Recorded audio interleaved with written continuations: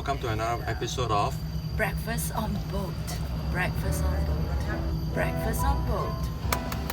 Okay, what do we have today? Very exciting. We have home made sourdough pizza by our chef. Sourdough. We have What to else eat do we this have? first. All the rest are co-star. This is the main star. Let's not talk about the rest first. So this morning I woke up at 6 o'clock and I had a dough that was made from last night. Pizza dough. So I bake it. Nice, thin, crispy sourdough. Not as crispy as this morning.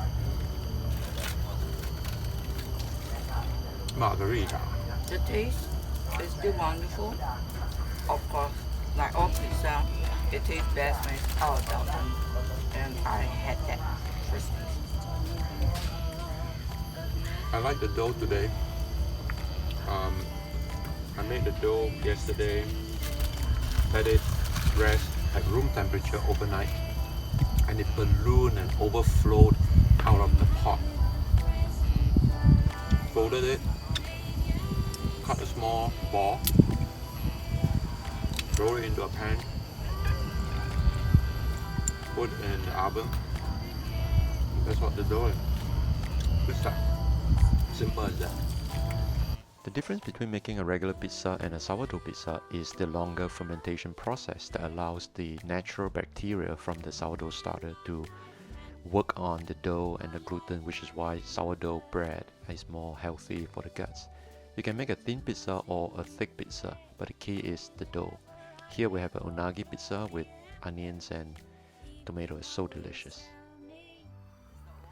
So this month we have several episodes of Breakfast on the Boat, and I'm going to collapse a couple of the breakfast scenes over here for you to see instead of having it on different episodes. Here we go. So in this episode we have yong tau fu and vermicelli, the one that we have in Tanjung Pagar, one of our favorites. And Chris is having the soup version while I have the dry sauce version, and it's really nice. And you know what? They say breakfast is one of the most important. It's the most important meal of the day, and yet most people eat the same breakfast every day, like cornflakes or cornmeal.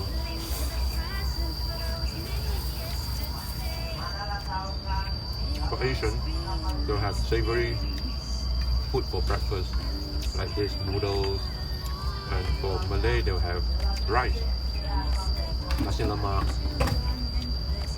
So the Westerner will tend to have what do you call that? Cereal with pancake or some sweet stuff. After searching for breakfast, unique breakfast to show, we're running out of new breakfast choices. So we go back to repeat the same old place that we buy breakfast from. Welcome to another episode on Breakfast on boat. Today is a cooling day, and we decided to have breakfast out on the deck. It's going to drizzle in a short while, so we're going to have it quick and then move back into the cabin. What do we have, Chris? We have from Amoy Street a new store that long time ago we supported. They're very famous for their char siu, wonton noodle, and their mushroom noodles.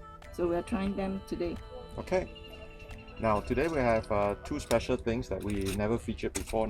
Of course, we have featured the sourdough bread that I make, but what we have been talking about is the coffee. The coffee that is Ethiopian Anasora, which is a special single origin farm that I have been looking forward for a long time. It's a G1 natural wash. So I'm going to try this out.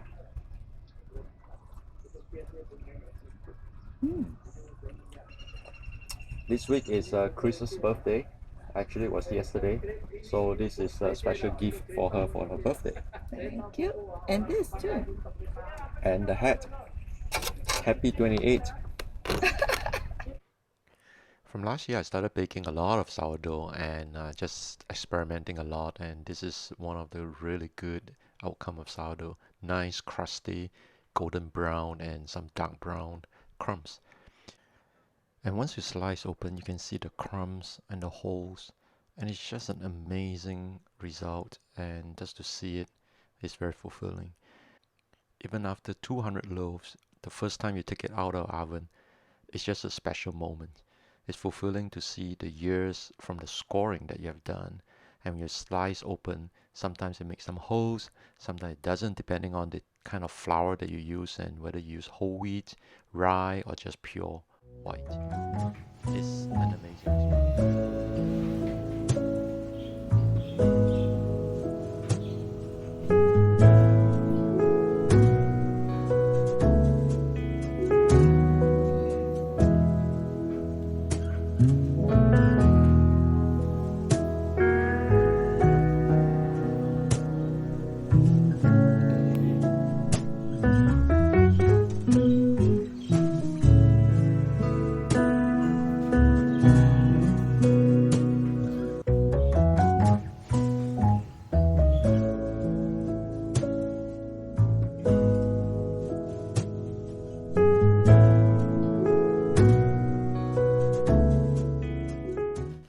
So after sourdough, we proceeded to enjoy our savory wonton noodle. This time it's from Amoy Street, and it's really nice, and I would recommend us to go back there again.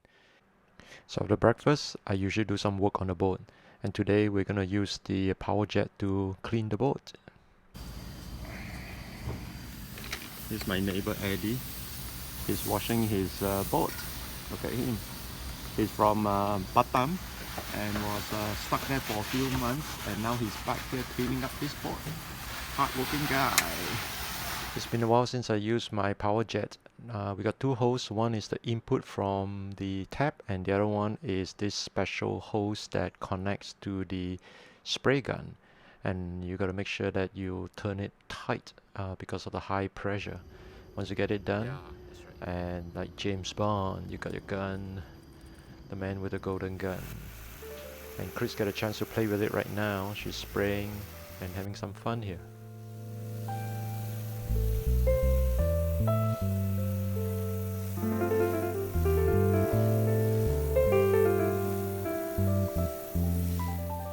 So today is a busy day. After we do the power jet, I prepare myself to dive under the hull to clean the barnacles. Hey, Howdy! Skipper, what you doing? So today the weather looks okay, and the tide looks quite clean, and the water is quite clear. So I'm going to dive underwater to do some hull cleaning with my snorkel, my fins, and I'm going to do a couple of yeah, huh? Yeah. No, it's okay lah. It's okay. You have your own work to do. It's okay. If I need help, I'll call you. Thanks. So Siva is trying to help me, which is a good guy. I'm going to do underwater camera to do some shots on how clean the place is. And then I have this magic scraper that I created that's going to do the scraping work. So this is a big span which is easy to scrape, and I have a good handle over here. Special invention. So, and then I'm going to take a brush and do a bit of a brushing as well. That's all. Maybe I'll do it for half an hour and I should be done. Alrighty? Okay. So I'm going to put up my mask.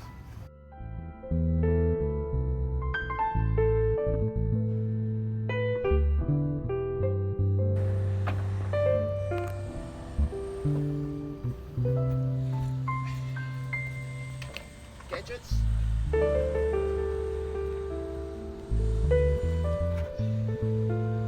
will just do the camera shot first. I'll take the gear down. Okay, start. Ready? Okay, you can't talk.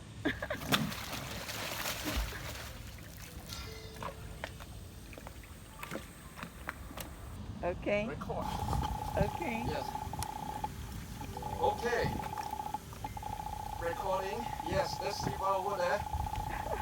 And he's my neighbor. Very helpful. And I'm going to do some underwater filming. Okay. And I'll do some cleaning. All right. Transition from surface to water.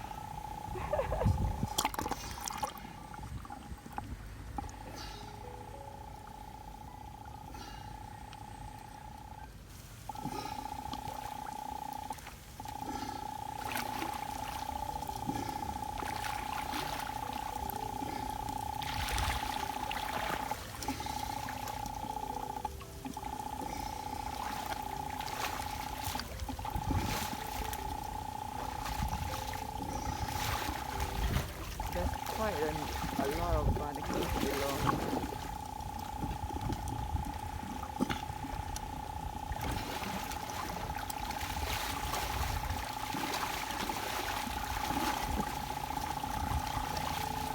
How often do you scrape your bottom of your boat?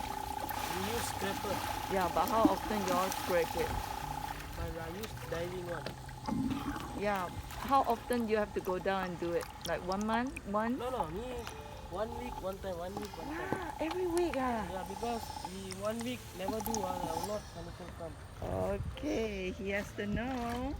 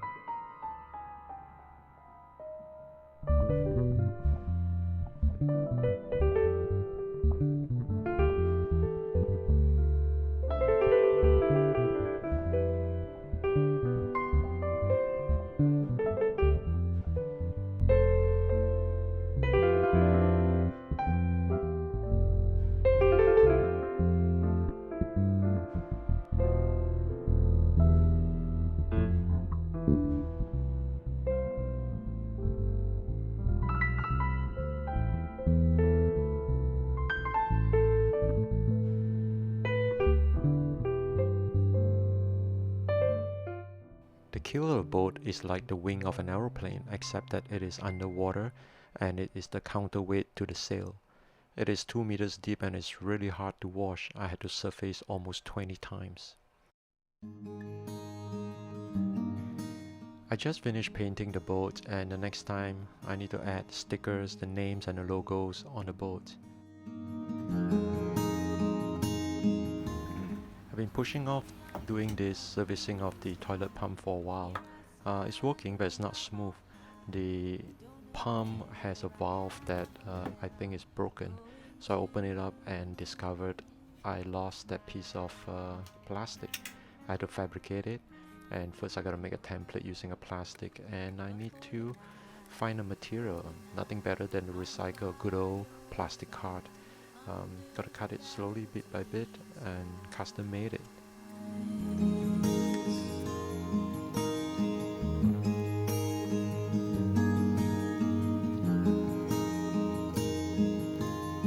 The day's now hushed and out of sight. The darkness is just a blush away. As the earth spins my dreams away.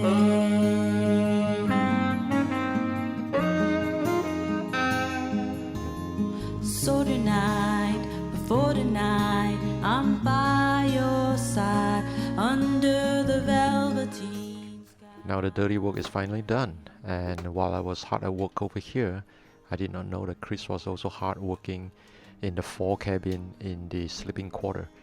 She has been actually applying a really long-weighted foam sticker on the wall, and these stickers provide some really nice, clean, consistent look on the wall, and it's some fine craftsmanship that she has in using the cutting knife and applying the squeegee. Good job, Chris. Yours, let's slip away into the starry night.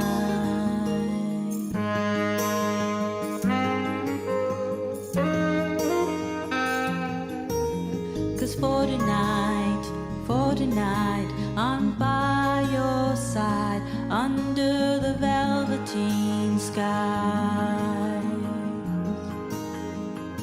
Under